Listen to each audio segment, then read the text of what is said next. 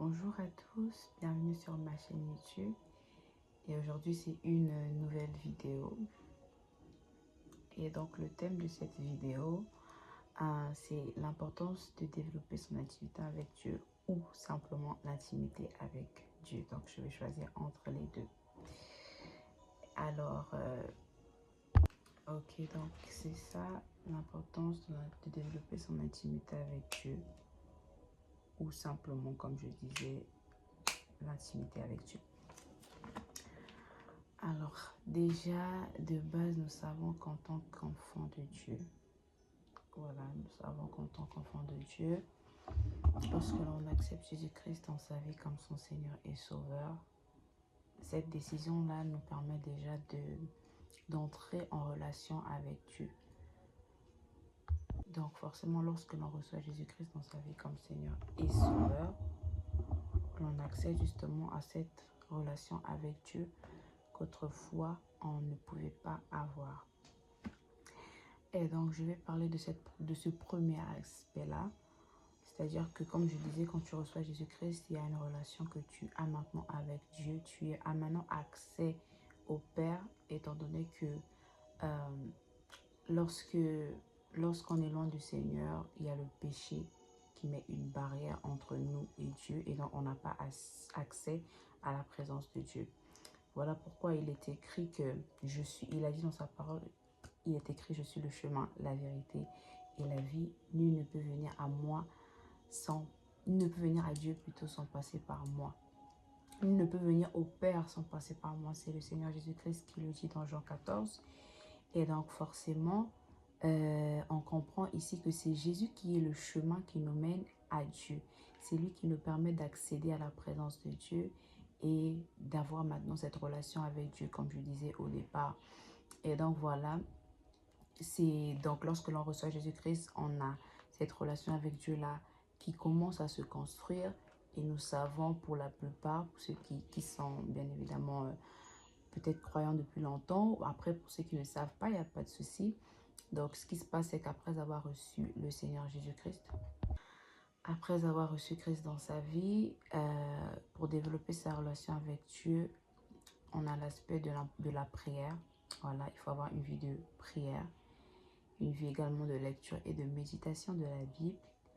Il faut également avoir une église locale et aussi, oui, marcher dans la sanctification aussi, c'est important. Dans notre relation avec Dieu, marcher dans la sanctification, c'est important.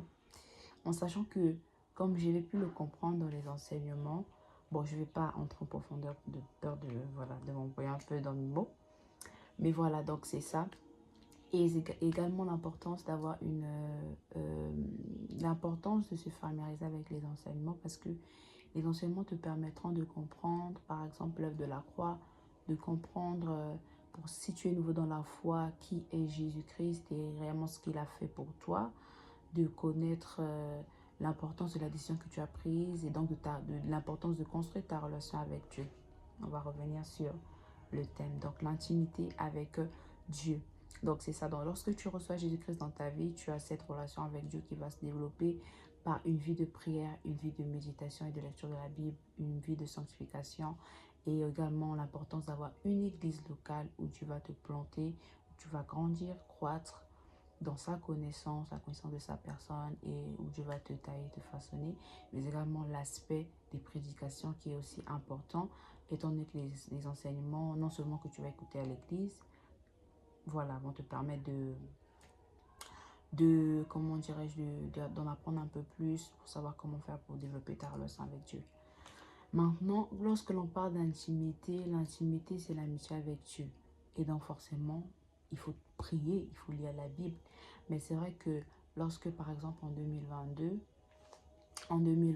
lorsque le Seigneur pouvait me conduire dans les enseignements sur le Saint-Esprit, c'était une formation sur le Saint-Esprit. Et donc forcément, là-bas, j'ai appris beaucoup de choses. Par exemple, le renoncement à soi qui est une des choses qu'il faut faire justement pour pouvoir être rempli du Saint-Esprit et pouvoir développer une amitié avec Dieu. Donc lorsque l'on parle d'intimité avec Dieu, on parle d'amitié. Et donc, forcément, ça va se développer par la prière, bien évidemment, par la parole de Dieu, en étant dans sa présence, en allant également à l'église, en sachant que, voilà, là où deux ou trois sont rassemblés en mon nom, je suis au milieu d'eux. Donc, en marchant également dans la sanctification, comme j'ai dit. Mais c'est vrai que beaucoup d'entre nous, ce sont des choses que l'on peut faire, mais on n'est pas forcément arrivé dans cette relation, dans cette, genre, je sais pas comment je veux dire ça, mais l'intimité, c'est l'amitié. Et donc, forcément, c'est pas parce que tu pries, tu vas à l'église, que tu es en train de développer forcément une intimité avec Dieu. Bien que, comme j'ai dit, cette intimité se développe par la prière et par également, voilà, toutes les choses que j'ai eu à citer. En fait, c'est une amitié. Et donc, forcément, c'est déjà une décision de rechercher à avoir une communion avec le Saint-Esprit. Et ce sont beaucoup de choses que tu dois faire justement pour pouvoir développer cette intimité-là, outre la prière qui est vraiment importante, la parole que je ne néglige pas du tout, mais il y a également l'aspect du renoncement, comme je disais, l'aspect du renoncement, non seulement à soi, mais également à la chair. Hein. Voilà, on est tous dans cette lutte-là, on va dire ça. Il y a également quoi? Il y avait tellement d'aspects qui avaient été abordés. Et comme on le voit, communion, intimité, amitié, on voit qu'il y a l'aspect de communier justement avec le Seigneur. Et c'est vraiment ça, en fait. Bon, moi, je vais prendre mon exemple personnellement. Je ne suis pas arrivée, mais j'ai appris au travers des enseignements comment avoir une communion avec le Saint-Esprit et de ce que j'ai pu moi-même pratiquer. Euh, ce que j'ai pu moi-même pratiquer, c'est pas facile.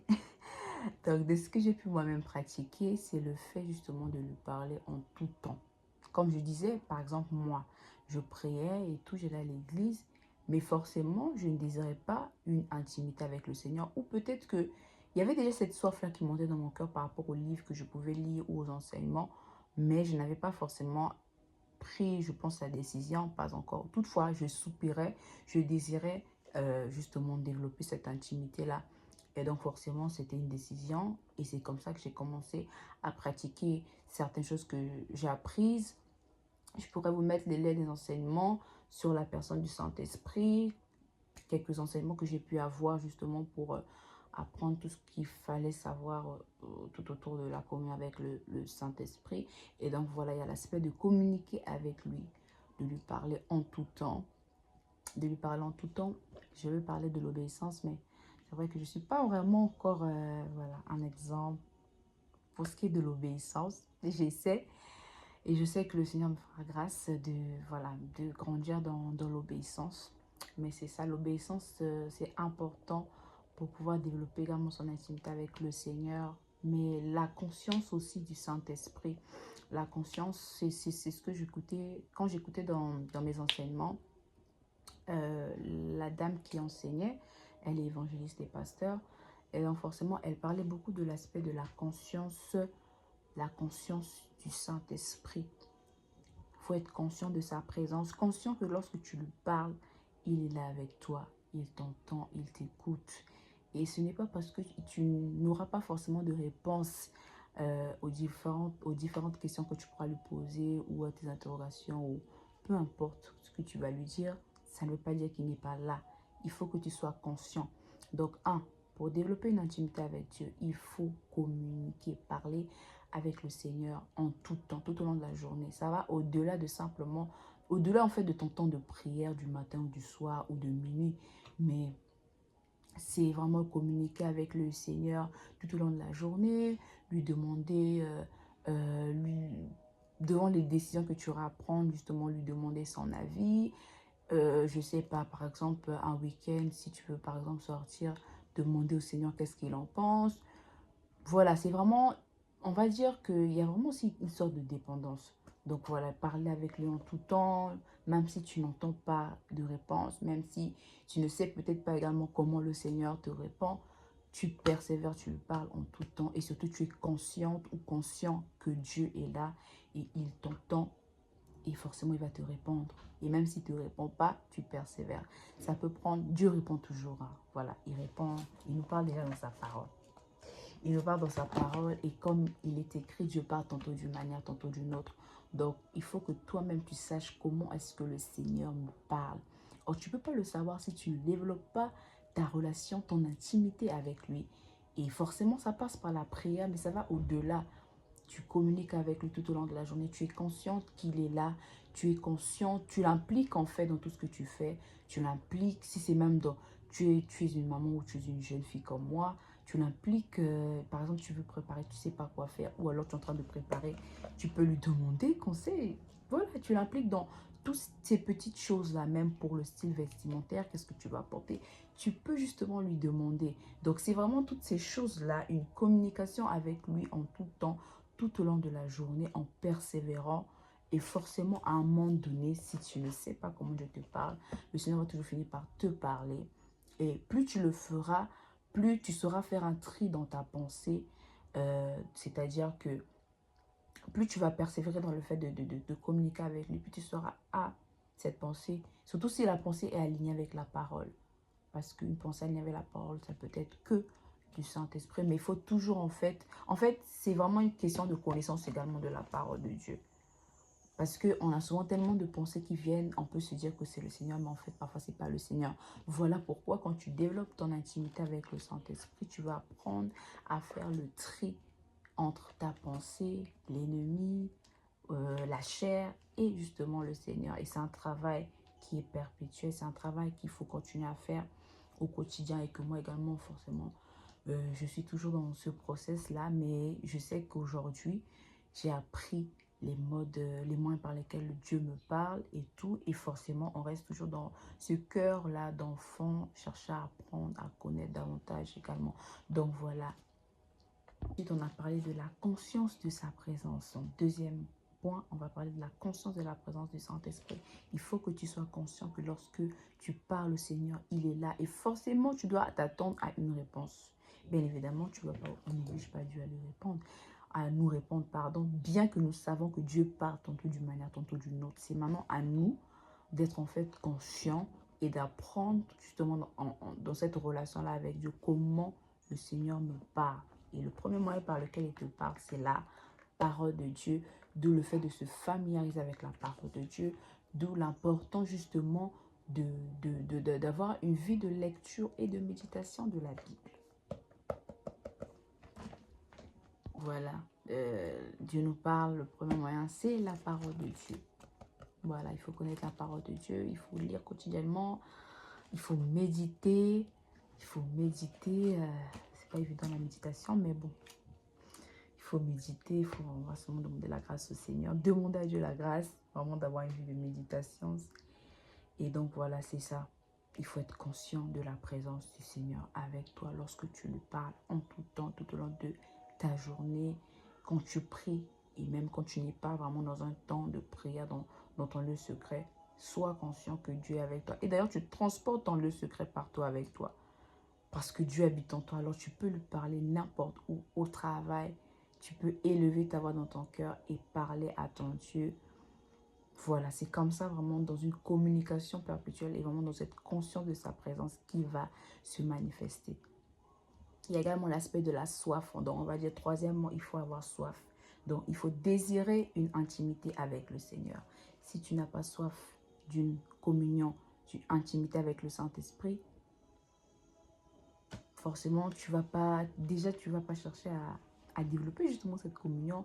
Tu vas justement pas faire ce qu'il faut, poser les actions qu'il faut pour pouvoir grandir et dans cette intimité-là, voilà, et soupirer après Dieu pour cette communion avec le Seigneur. Donc voilà, il faut avoir soif de Dieu. J'écoutais dans un enseignement du pasteur Marcelo. J'écoutais un enseignement du pasteur Marcelo il y a plusieurs semaines. Et dans cet enseignement-là,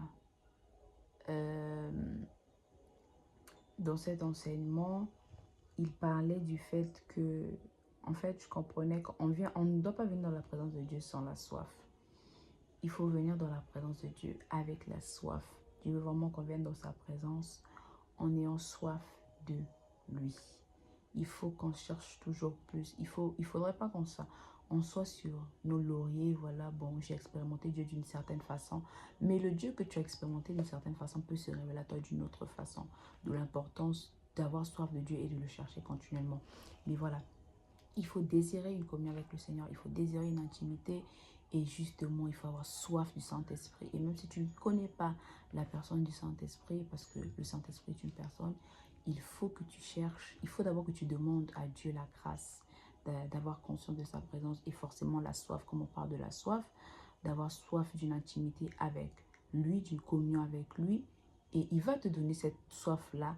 Et toi-même, tu dois poser des actions, passer plus de temps dans sa parole, dans sa présence, lui parler quotidiennement, rechercher les enseignements qui parlent de lui, afin justement d'avoir la connaissance nécessaire qui te permettra de développer cette communion, mais également afin que tu montres au Seigneur que réellement tu désires cette communion avec lui. Et forcément, ça demande un prix, ça demande de payer le prix, de faire des sacrifices.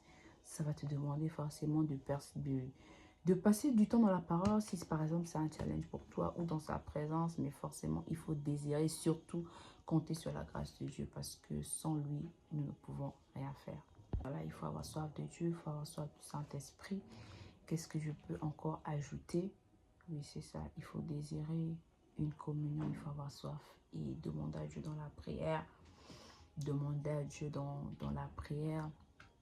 J'ai beaucoup écouté des enseignements justement sur le Saint-Esprit. Et ce que je pouvais retenir, c'est vraiment l'aspect de la conscience qu'on a abordé, que j'ai abordé tout à l'heure. Parce que la conscience est importante. Parce que souvent, Dieu il est là, mais on n'a pas souvent conscience de sa présence. Et ce qui fait qu'après, il y a des actes qu'on pose, ou il y a des choses qu'on fait, qu'on n'aurait pas dû faire, ou peut-être il y avait des instructions, ou il y avait quelque chose, je sais pas, tout dépend de ce que Dieu voulait peut-être déposer dans ton cœur, qu'on va peut-être pas saisir parce qu'on ne sait pas comment Dieu nous parle, ou on n'est pas conscient, ou voilà, on n'a pas forcément travaillé l'aspect de notre intimité avec le Seigneur. Donc c'est ça, il faut vraiment être conscient. Et la pensée qui me vient, c'est que je me rappelle à l'époque, au travers de l'enseignement, la dame qui nous enseignait, elle nous avait même conduit dans une repentance, parce que dans une repentance de notre manque de conscience du Saint-Esprit, de notre manque de conscience de sa présence avec nous. Et voilà, c'est ça qui me revient vraiment, de notre manque de conscience de sa présence. Et voilà, c'est vraiment important que nous demandons au Seigneur la grâce d'avoir conscience, d'avoir soif déjà d'une communion avec lui, mais également de la conscience de sa présence, qu'il nous fasse grâce d'avoir conscience de sa présence. Voilà, ça se travaille,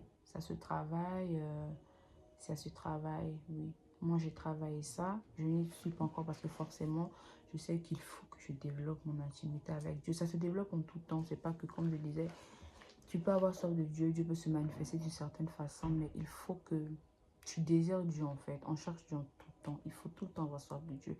Parce que quand tu arrêtes d'avoir soif de Dieu, forcément, si tu n'as plus soif, tu ne vas pas chercher à connaître davantage. Il y a beaucoup de profondeur, comme on dit en anglais, depth. Je sais pas si je prononce bien le mot, mais voilà. There is so much depth in God. I don't know if I pronounce it the right way, but c'est ça. Il y a beaucoup de niveaux, des dimensions à atteindre avec Dieu, des niveaux, voilà, dans notre relation, dans notre communion avec le Seigneur. Et sans la soif, on ne peut pas vouloir expérimenter ces dimensions-là avec le Saint-Esprit. Donc la soif est vraiment un élément clé pour commencer justement à soupirer après Dieu pour cette communion. Et voilà, donc il y a beaucoup de dimensions qu'on peut expérimenter avec le Seigneur. Tout est une question de soif. Il faut avoir soif. Soif d'avoir cette relation, d'avoir cette communion-là qui va au-delà de lire la Bible, d'aller à l'église, mais vraiment chercher à connaître personnellement. Je ne sais pas si je vais dire ça comme ça, connaître personnellement le Saint-Esprit. Voilà, connaître qui il est et vraiment chercher à l'impliquer dans tout ce que l'on fait, l'impliquer dans les moindres détails de nos vies, l'impliquer dans l'éducation de nos enfants, l'impliquer dans notre scolarité, l'impliquer à l'école, dans tout ce qui peut nous concerner, de vraiment impliquer le Seigneur. Et cette implication de sa personne dans les aspects de nos vies lui permet de nous conduire, et surtout quand on développe notre conscience de sa présence. Bien évidemment, Dieu peut te donner une directive, mais si tu n'es pas conscient, si tu n'es pas à l'écoute, si tu n'as pas appris à reconnaître sa voix, ou si tu n'es pas familier avec la parole, en sachant que la parole est le moyen par lequel Dieu nous parle à tous, forcément, tu ne sauras pas discerner une instruction qui venait de lui. Donc voilà, s'il faut faire un récapitulatif, on a parlé de l'aspect de la conscience de la présence de Dieu, la conscience plutôt de la présence de Dieu, de la personne du Saint-Esprit avec nous. On a parlé de la soif pour pouvoir développer une intimité avec le Seigneur, parce que la soif est comme un moteur qui nous permet de chercher plus de sa personne. Chercher plus de sa personne. Et donc voilà, la conscience de sa personne, la conscience, l'implication de le fait de communier avec lui, donc communication avec le Saint-Esprit qui va au-delà des temps de prière, conscience de la présence de Dieu, donc du Saint-Esprit avec nous en tout temps, et la soif de Dieu. Voilà, la soif de Dieu. Donc, c'est ça.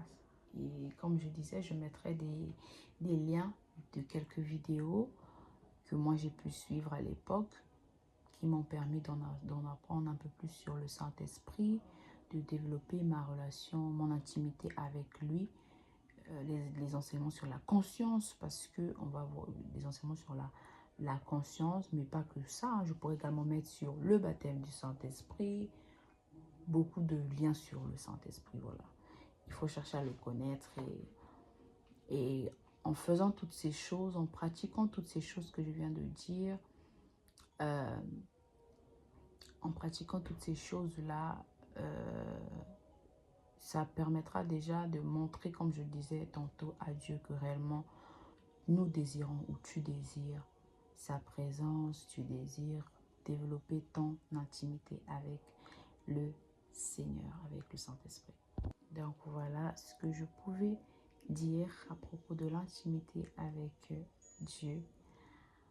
Et voilà, je nous encourage parce que je suis également à l'intérieur. Je pense que, comme je disais, la soif, et on doit toujours désirer, forcément chercher toujours à chercher le royaume. Comme il est écrit, chercher premièrement le royaume. Or, le royaume, c'est la personne du Saint-Esprit. Le royaume, c'est le Saint-Esprit. Le royaume, c'est la présence de Dieu. C'est chercher Dieu avant toute chose. Et comme la parole nous dit dans Matthieu 6, 33, toutes choses nous seront données par-dessus tout. Donc, recherchons la présence du Saint-Esprit. Recherchons-le tout simplement. Donc, je pense qu'on va passer... Je vais prendre le temps de prier afin que justement, au travers de cette vidéo, qu'il y ait une soif de connaître le Seigneur, une soif d'une intimité avec le Saint-Esprit. Mais je prendrai également le temps pour tous ceux et celles qui passeront, qui écouteront cette vidéo et qui suivront cette vidéo, pardon. Et qui, si vous ne connaissez pas le Seigneur, je ferai également un appel. Voilà. Pour tous ceux et celles qui ne connaissent pas le Seigneur. Alors je prie simplement, Père, nous te rendons grâce. Merci pour tous ceux et celles qui suivront cette vidéo. Je prie qu'à la suite de cette vidéo, ô Père, alors que tu m'as fait la grâce d'apprendre toutes ces choses au travers de tes instruments, je prie pour une soif dans le cœur de toutes ces personnes. Je prie que tu les conduises, ô Père, comme tu m'as conduit, sur des enseignements loin afin qu'au travers de ces enseignements, Père de gloire, qu'il y ait une soif qui naisse dans leur cœur. Il est écrit, recommande ton sort à l'Éternel. Je viens te les recommander et je prie que la soif de toi naisse au nom puissant de Jésus et qu'une communion, une intimité avec toi, Père, commence également dans le nom puissant de Jésus-Christ. Alléluia. Et donc, si vous ne connaissez pas le Seigneur, et que vous êtes tombé sur cette vidéo, j'aimerais vous donner l'occasion justement de décider de marcher avec le Seigneur Jésus-Christ. Alors que la Bible nous dit que car Dieu a tant aimé le monde qu'il a donné son Fils unique afin que quiconque croit en lui ne périsse pas, afin que quiconque croit en lui, comme je le disais, ne périsse pas, mais ait la vie éternelle. Je viens simplement vous encourager à décider de vous engager avec le Seigneur. Alors vous allez simplement, si vous voulez vous engager avec Dieu, faire cette prière-là après moi. Seigneur Jésus-Christ, aujourd'hui j'ai entendu ta parole. Aujourd'hui j'ai écouté cet enseignement et je décide de te choisir, de marcher avec toi. Je t'invite dans mon cœur. Je te reçois aujourd'hui comme mon Seigneur et Sauveur. Prends le contrôle de ma vie. Prends le contrôle de ma vie. Je te reçois. Fais de moi ce que tu veux. Dans le nom puissant de Jésus-Christ. Amen. Oh, Père, nous te rendons grâce. Alléluia, nous te rendons grâce parce que tu es présent et nous venons te recommander. Je te recommande chaque personne, non seulement ceux qui sont tombés sur cette vidéo. Je prie pour une soif de toi. Je prie pour une soif de toi. Je prie que tu les remplisses de toi, qui désirent une communion avec toi, Saint-Esprit. Je prie pour toute personne, ô Père, qui décidera de marcher avec toi. Je prie dans le nom de Jésus-Christ. Que le sang de Jésus-Christ part dans leur vie. Je prie que tu les gardes. Je prie qu'elles soient fermes dans leurs décisions. Il est écrit, recommande ton sort à l'Éternel. Alors, je viens te les recommander à nouveau et je prie qu'au Dieu de gloire, que la soif naisse dans les cœurs, que celui ou celle qui prendra la décision de te choisir, ô Dieu de gloire, de marcher avec toi, je prie qu'ils soient fermes dans leurs décisions. Et je viens déclarer, ô Dieu, que tout ce qui n'est pas de toi dans leur vie lâche prise dans le nom puissant de Jésus. Que le sang de Jésus-Christ parle au nom puissant de Jésus-Christ. Père, nous te bénissons. Merci parce que tu es là. Merci pour la vie de chacune de ces personnes. Dans le nom de Jésus, nous prions. Have your way. Au nom de Jésus-Christ. Alléluia. Alors, je voulais simplement, pour ceux qui ont fait la prière, je vais simplement vous inviter à écrire salut en commentaire. Comme ça, je saurai que vous avez fait la prière.